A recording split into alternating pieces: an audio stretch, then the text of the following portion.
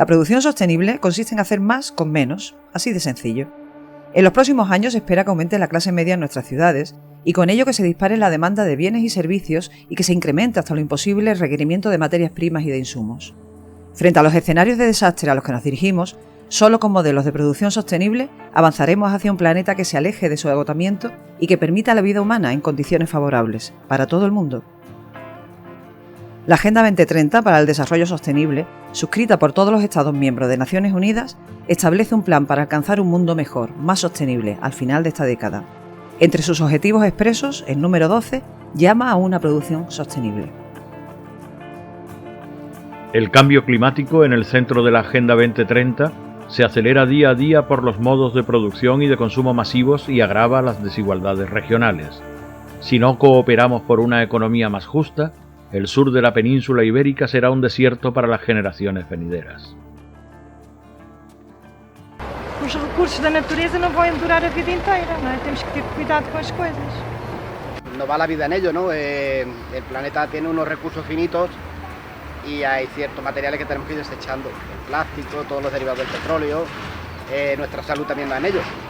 Pues para el mantenimiento de la naturaleza, para no derrochar demasiado, para la contaminación, ¿no? Que haya un flujo constante en todo. Bueno, yo creo que todo debería ser sostenible por las ventajas en cuanto al medio ambiente y todo lo que conlleva. Que lo más importante hoy en día es cuidar del medio ambiente, hacer un planeta sostenible, reducir todas las contaminaciones y al fin y al cabo pues es nuestro futuro y solo así podemos mejorarlo.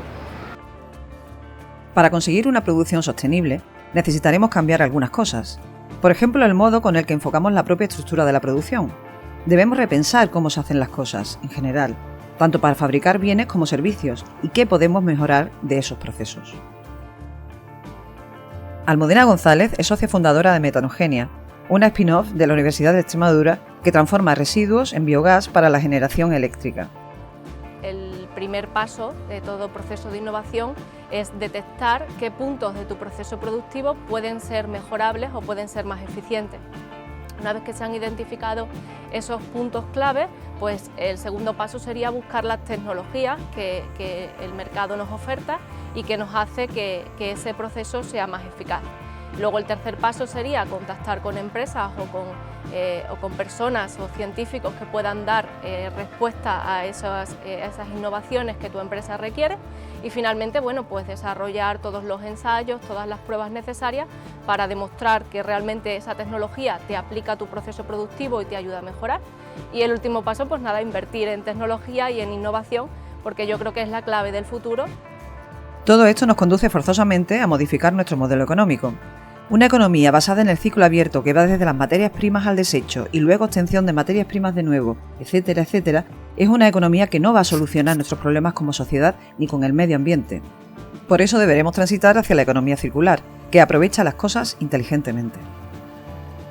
Víctor Valero, de la Universidad de Extremadura, es voluntario de la Fundación Atabal y profesor en el Máster de Economía Verde y Circular.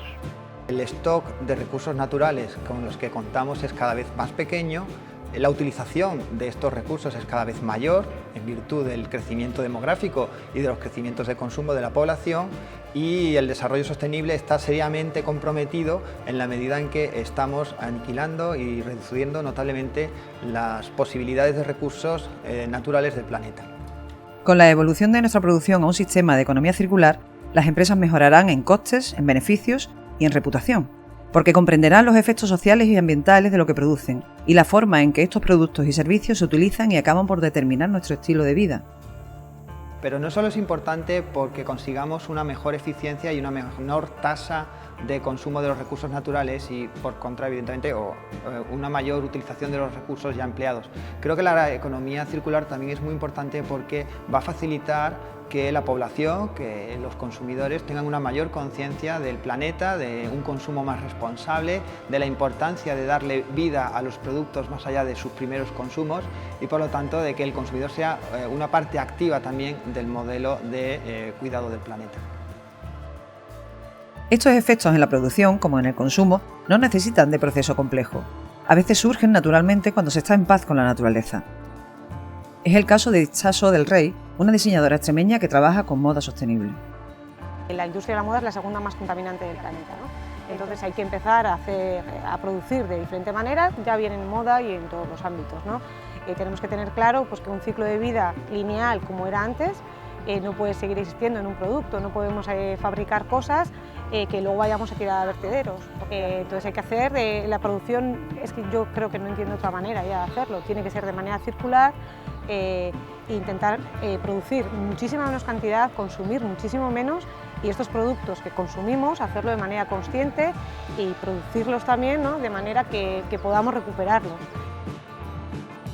La clave está en la llamada cadena de valor de la empresa, que es la que refleja cómo se incrementa el valor de las cosas desde la materia prima hasta el producto final, y no necesariamente se tienen en cuenta todavía los aspectos sociales o medioambientales.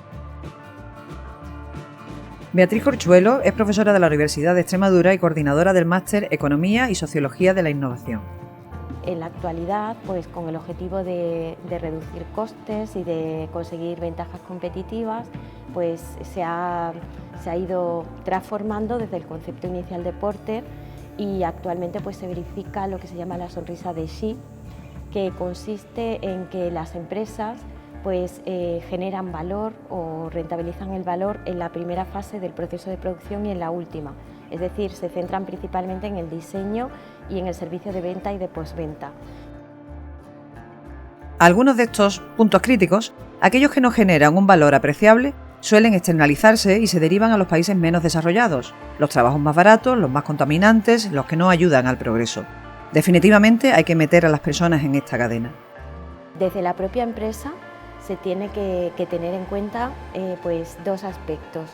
Uno, el tratar de tener un comportamiento justo hacia la sociedad, un comportamiento justo y responsable, puesto que si no es justo ese comportamiento, se puede filtrar al mercado y va a tener justo también el efecto contrario a la generación de una ventaja competitiva.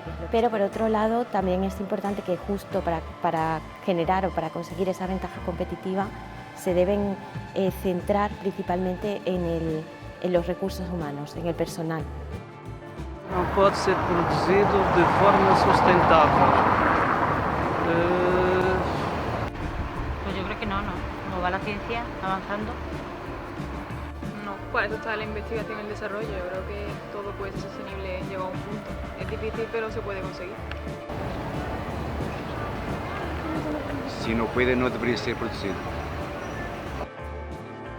No, nada hay que no se pueda someter a un criterio de producción sostenible. Todo lo que consumimos, desde los alimentos más básicos a los productos más elaborados, desde los servicios más sencillos a los más complejos, pueden y deben producirse de este modo. La Agenda 2030 de Naciones Unidas incita a la producción y al consumo responsable. Si, como dicen los cálculos actuales, la población mundial alcanza 9.600 millones de personas dentro de 30 años, necesitaríamos casi 3 planetas Tierra para poder vivir. Y no los hay.